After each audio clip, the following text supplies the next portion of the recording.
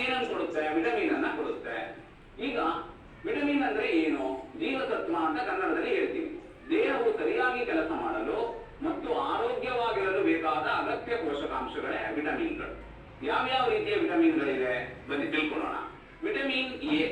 ವಿಟಮಿನ್ಗಳಲ್ಲಿ ಹಲವಾರು ವಿಧಗಳಿವೆ. ಅದರಲ್ಲಿ ಮೊದಲಿಗೆ ವಿಟಮಿನ್ ಎ. ವಿಟಮಿನ್ ಎ ನ ಕೆಲವು ಆಕಾರಗಳನ್ನ ನೀವು ಚಿತ್ರದಲ್ಲಿ ನೋಡ್ತಾ ಇದ್ದೀರಾ. ಪಪ್ಪಾಯ, ಹಾಲು, ಮಾವು, ಕ್ಯಾರೆಟ್ ಇತ್ಯಾದಿಗಳು. ಪ್ರಮುಖವಾಗಿ ಹಳದಿ ಬಣ್ಣದ ಆಹಾರ ಪದಾರ್ಥಗಳಿಂದ ನಮಗೆ ವಿಟಮಿನ್ ಎ ದೊರಕುತ್ತೆ. ಹಾಗಾದ್ರೆ ವಿಟಮಿನ್ ಎ ನೋಡಿ, ವಿಟಮಿನ್ ಎ ಇರ್ತಕ್ಕಂಥದ್ದು ಹಳದಿ, ಯಾವ ಹಣ್ಣುಗಳು ಪದಾರ್ಥಗಳು ಹಳದಿ ಬಣ್ಣ ಇರ್ತದೆ ಅದರಲ್ಲಿ ವಿಟಮಿನ್ ಎ ಇರ್ತಕ್ಕಂಥದ್ದು. ಮತ್ತೆ ನಾವು ಪ್ರತಿ ವಾರ ಕೊಡ್ತಕ್ಕಂಥ ಇದು ಟ್ಯಾಬ್ಲೆಟ್ ಕೊಡ್ತಾ ಇದೀವಲ್ಲ ಇಲಾಖೆ ಶಾಲೆ ವತಿಯಿಂದ, ಅದು ಯಾವ ವಿಟಮಿನ್? A vitamin. ಹಾಗಾಗಿ ಅದು ಪೋಷಕಾಂಶ ಇರ್ತಕ್ಕಂಥ ವಿಟಮಿನ್ ಕೊಡ್ತಕ್ಕಂಥದ್ದು ಮಾತ್ರೆಗಳ ರೂಪದಲ್ಲಿ. ಈಗ ಆಹಾರ ಪದಾರ್ಥಗಳು ಸಹ ಹಳದಿ ಬಣ್ಣ ಯಾವ್ದಿರ್ತದೆ ಅದರಲ್ಲಿ ಎ ವಿಟಮಿನ್ ಹೆಚ್ಚಿರ್ತದೆ.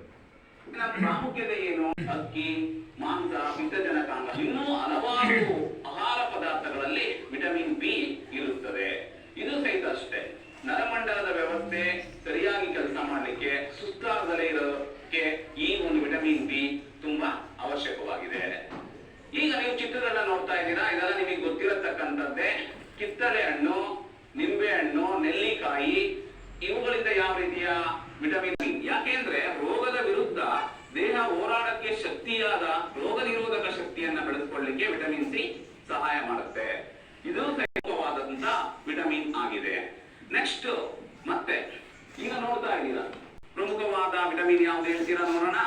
ಹೌದು, ಜಾಣ ಮಕ್ಕಳು, ನಿಮ್ಗೆಲ್ಲ ಗೊತ್ತಿರತಕ್ಕಂಥದ್ದೇ. ಇದರಲ್ಲಿ ಇರತಕ್ಕಂಥದ್ದು ವಿಟಮಿನ್ ಡಿ. ಇವೆಲ್ಲವೂ ವಿಟಮಿನ್ ಡಿ ಯ ಕೆಲವು ಆಕಾರಗಳಾಗಿವೆ.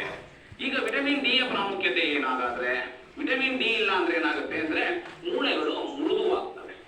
ರಿಕೆಟ್ಸ್ ಅನ್ನ ಒಂದು ರೋಗದ ಲಕ್ಷಣ. ಈ ರೋಗ ವಿಟಮಿನ್ ಡಿ ಯ ಕೊರತೆಯಿಂದ ಬರುತ್ತೆ. ನೋಡಿ, ಇದೆಯಲ್ಲ, ಇದು ಯಾವ ಪ್ರಾಣಿಜನ್ಯ ಆಹಾರ ಪದಾರ್ಥಗಳು ಇಂದ ಸಿಗ್ತಕ್ಕಂಥದ್ದು. ನೋಡಿ, ಹಾಲು ಯಾವ್ದ್ರಿಂದ? ಅದೇ ಬೆಣ್ಣೆ ಹಾಲಿನಿಂದಾನೇ ಆಗ್ತದೆ. ಮತ್ತೆ ಮೀನು, ಮೊಟ್ಟೆ, ಮಾಂಸ, ಪ್ರತಿಯೊಂದು ಇದು ಪ್ರಾಣಿಜನ್ಯ ಆಹಾರ ಪದಾರ್ಥಗಳು. ತಿಳ್ಕೊಂಡ್ವಿ. ಆಹಾರದ ಘಟಕಗಳಾದ ಕಾರ್ಬೋಹೈಡ್ರೇಟ್, ಕೊಬ್ಬು, ಪ್ರೋಟೀನ್, ವಿಟಮಿನ್ಗಳ ಬಗ್ಗೆ ತಿಳ್ಕೊಂಡ್ವಿ ಅಲ್ವಾ? ಈಗ ಇಷ್ಟೇ ಅಲ್ಲದೆ ನಮಗೆ ಬಹಳ ಮುಖ್ಯವಾಗಿ ಬೇಕಾಗಿರತಕ್ಕಂಥದ್ದು ಯಾವುದು? ನೀರು ಬೇಕೇ ಬೇಕು. ನೀರು ಎಲ್ಲ ಆಹಾರ ಪದಾರ್ಥದಲ್ಲೂ ಇದ್ದೇ ಇರುತ್ತೆ. ಖನಿಜಗಳು ಬೇಕಾಗುತ್ತೆ. ಹಾಗಾದ್ರೆ ಯಾವ ರೀತಿಯ ಖನಿಜಗಳು? ಕೆಲವು ಖನಿಜಗಳ ಬಗ್ಗೆ ತಿಳ್ಕೊಳ್ಳೋಣ ಬನ್ನಿ.